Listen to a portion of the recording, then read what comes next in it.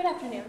Now, as you mentioned earlier on direct, as the parks accountant, you had access to the financial records of the park, correct? Yes, correct. And so, as a part of those records, you noticed during the summer of 2012 that the sales of regular tickets and the sales of World Tour tickets, they weren't growing at the same rate, were they? Correct.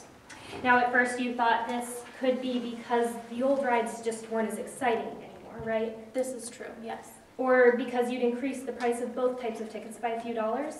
Correct. So, you started having the ride operators keep a tally of how many World Tour riders and how many regular ticket holders rode each ride. Is that true? This is true, yes. And when you got those numbers back, you thought, this cannot be right. Is that correct? Correct, yes. Because the numbers being reported showed that only 30% of customers were purchasing World Tour tickets. Is that right? This is true, yes. But close to half the riders at each ride had World Tour wristbands. This is true, yes. Now, the operators at each ride were able to distinguish between the two types of ticket holders because of their color-coded wristbands, right? Correct, yeah.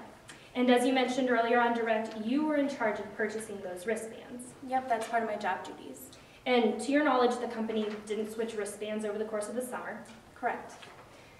But you started noticing that customers in the park, many of them had off-colored wristbands. Is that true? This is true, yes. So these were not the wristbands that were purchased by you. Is that true? Yes, I definitely did not purchase those wristbands. So someone had, in fact, been selling these fake wristbands in the course of business at the park. Is that right? Correct, yes.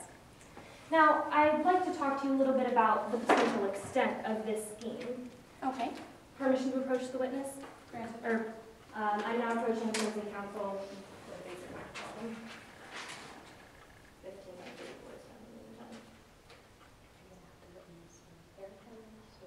Yeah. Permission to approach the witness? Granted. Now, Ms. Floyd, I'd like to talk to you a little bit about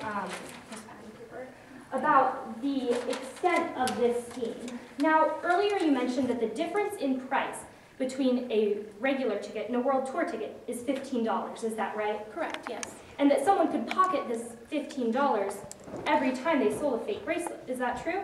Correct, yes. Now, $15 times 34 fake bracelets would be $510. Is that correct? Correct, yes. So it would only take 34 bracelets to make $510. Did I get that right? This is correct, yep.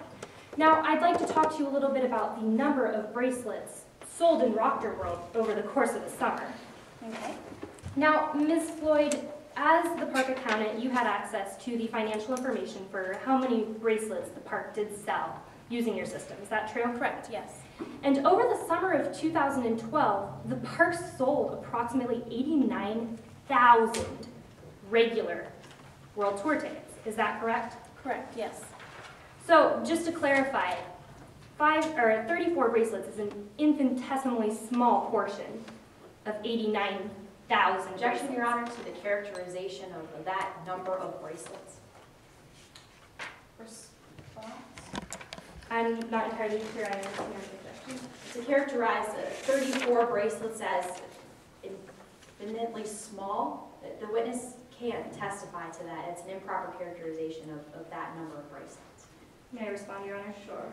The jury is perfectly capable of deciding for themselves whether 34 bracelets is in fact a very small portion of 89,000 or not, and I would argue that Ms. Floyd is definitely qualified to say whether 34 is a small portion of 89,000. I tend to agree. Do you have any other response?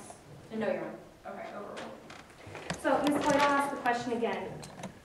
34 bracelets is an extremely small portion of 89,000 bracelets sold. Is that correct? It is, yes.